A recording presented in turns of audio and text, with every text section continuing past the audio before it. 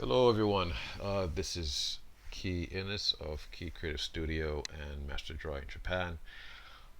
This demo I'm going to show you is a tip on how to draw the mouth. Um, some people, who are still like learning how to draw or still trying to get their bearings about how to draw, um, they run into the problem of like drawing the mouth, and for some reason it just looks flat, right? It just looks like it's pasted on. And I think like one of the problems that people are having is visualizing the mouth area as like being a rounded form that's like wrapping around like the front of the face. As I draw like this little diagram here, like for like the skull, this extension like from the that's coming downward, right? Which we can say is like for um, the upper part of the jaw, and maybe like a little bit of like the lower part of the jaw. But the mouth area actually is quite rounded.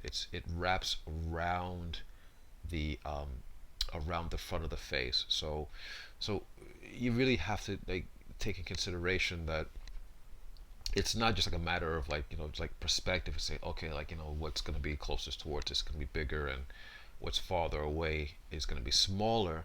um, you can still run into problems of it looking flat. You want to keep it in mind that it is rounded. It's a rounded form.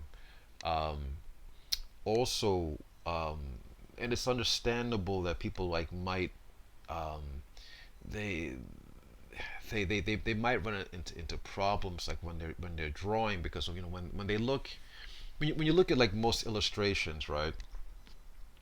Unless it's like a portrait or something like that, um, the actual like the mouth, um, the mouth area on the face is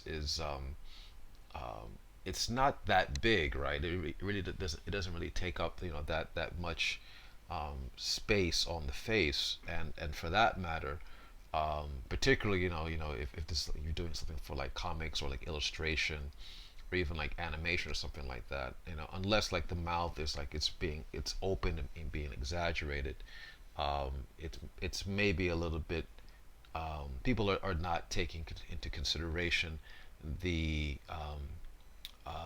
the planes, the dynamics of the planes that are wrapping around the mouth, right? So as I'm doing this little block form here, so you can just as an example of that curvature of the mouth, right? So here, um, I'm I'm doing it almost like the mouth area is almost like a half cut off orange that's been like stuck like on front of the face, really. That's one thing that might be a little bit helpful for for you guys to keep in mind, to make sure that it is, again, that it's coming outwards and wrapping around. I always tell people that you should take in consideration of how humans compare to other animals in terms of how like we evolved. As the structure, sorry, as the saying goes, like um, form follows function, and we basically have like the same, you know, the same basic architectural points as animals, but they just evolved a little bit differently, due to function. Animals walk around on their all fours, so their mouth area actually has um, protruded outward more, because they want access to food and water. They'll actually will have to physically lower their heads and their mouths like towards the area like with what they want to consume. Us, fortunately, we were able to um, learn how to use our hands and yeah, our appendages like to bring foods and water to our mouth. So our mouths didn't have to protrude as much, but it is protruding out somewhat to a certain degree. So it's not just like like it's not just like um, a flat plane. um, you know, you know, we evolved in such a way that we still want to be able to get as close access to the food as possible, as comfortably as possible, even though we still have like the assistance of our hands. Um, it is coming out with the purpose of actually like getting closer. So um, so you can see like as like I'm drawing this, the mouth is coming out, and then also like just like the lower lip, it's almost like a step, right? It's almost like it's like a step down, like the lower like the sort of lower part of the lip, um, and then like between like the lower part of the lip and then the chin is like this like another step, because the chin is another thing you guys want to keep in mind. The chin, the chin comes out. The chin also like protrudes out slightly. Of course, it depends on the person. It depends on the background and things like that. But you really have to um, keep that in mind, that also is a form that is jutting out slightly. Um, don't get fooled by what you see like in comics and illustration, where sometimes they have a tendency for design purposes to to straighten it out. And actually, to be honest, I did that for quite a long time actually. um, and then I realized it doesn't work like that actually, because actually the mouth actually goes out and then comes back in, and then like from the chin it comes back out again. This little diagram I'm doing here for the lips is another way like to visualize um, drawing the mouth, and some key points for like for drawing the mouth. Now usually I don't draw the mouth as graphically as I'm doing here, because sometimes it tends to flatten it out. Um, uh, I usually tend to like to lay in the lips as a tone actually, because the lips are actually quite soft and kind of like a membrane actually. So I wanted to keep that um, that soft kind of feeling, so um, but here for you guys, I want you guys to be able to see a little more clearly, in terms of some points you can keep in mind. For example, that slight overlapping of the top part of the lip, and it's almost like it's resting into like the lower part of the lip. um, I always try to think of it like it's almost like a I don't know, like almost like a like a little bird like sitting on a cushion or something like that. That's or sitting in a nest. I like to think cushion, because it tends to make me think that of it being like softer and things like that.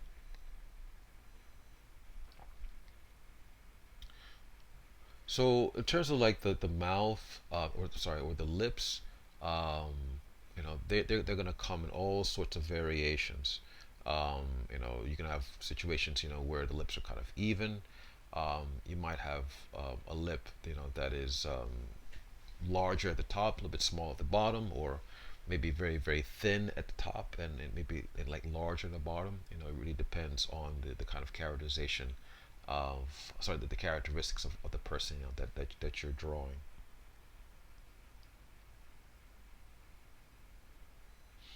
So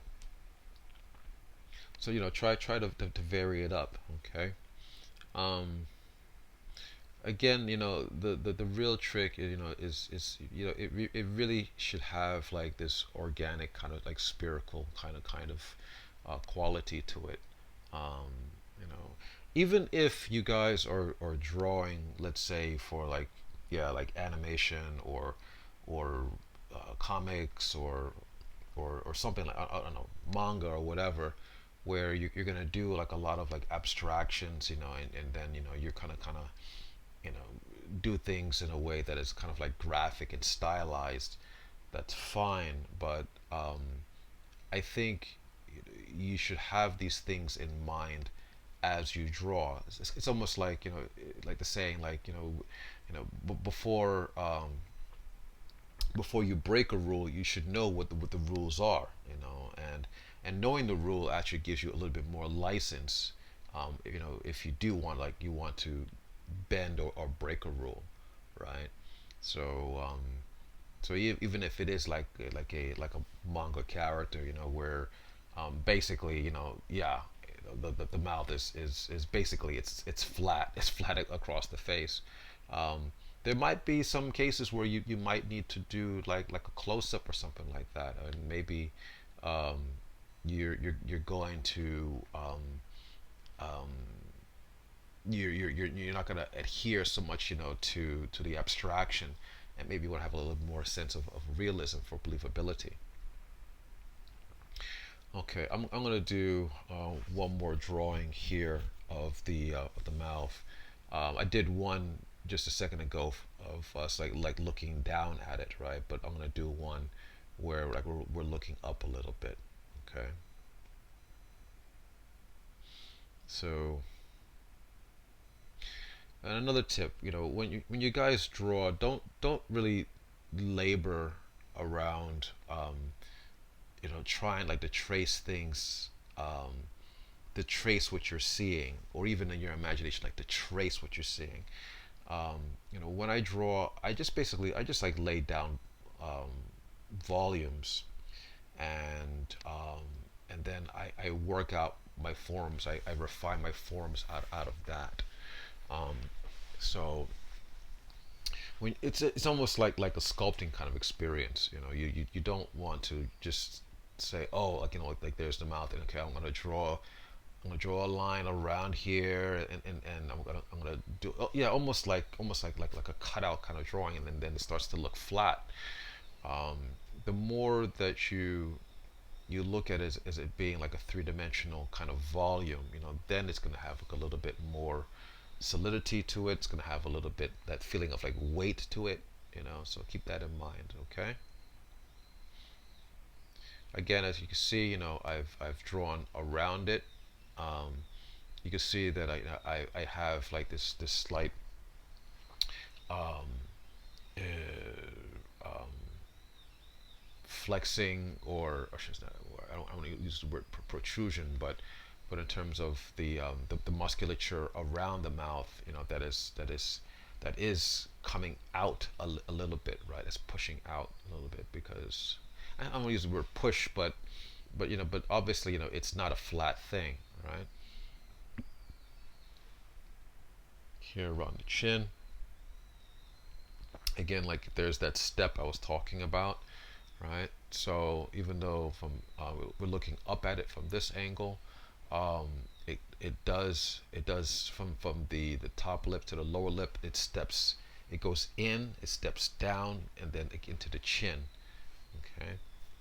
Now this chin I'm doing here, of course, is a little bit, big, bigger. It's quite male, um, but regardless, whether it's male or female, or if it's a child or an adult, there is going to be, a little bit of that coming out of the chin. Again, it's gonna vary from person to person, but that's something that you should inform your drawing like throughout.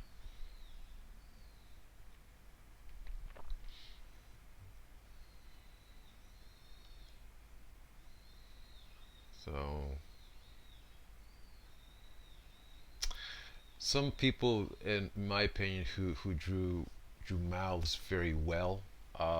If I'm gonna think about comics, one of the person I really admire the way he drew mouths, particularly, if they were like talking, or if they were yelling or something like that. There's an artist named Neil Adams. He did these very, very, like, really nice, like, fleshy kinds of mouths that I thought were very, very cool. Um, Another artist I also would recommend to take a look at, actually, believe it or not, is Bob Peak. Um, Bob Peak and maybe also like Bernie Fuchs. They have a very sketchy quality to their drawing, but it's definitely informed with a very keen understanding of anatomy. And they are breaking some rules here and there, um, but um, but definitely, it is properly informed, with the understanding, of anatomy.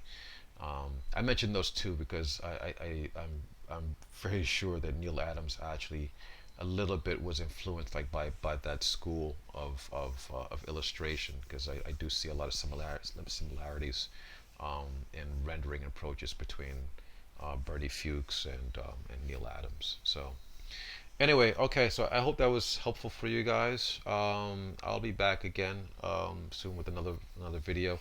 Maybe I'll do I'll share this drawing I have of me, like just like showing like how I draw like the human head, and I'll share that a bit later. Okay, okay, all right. If any questions, please leave me a comment, give me a like, please subscribe, and I'll see you again soon. All right, bye bye.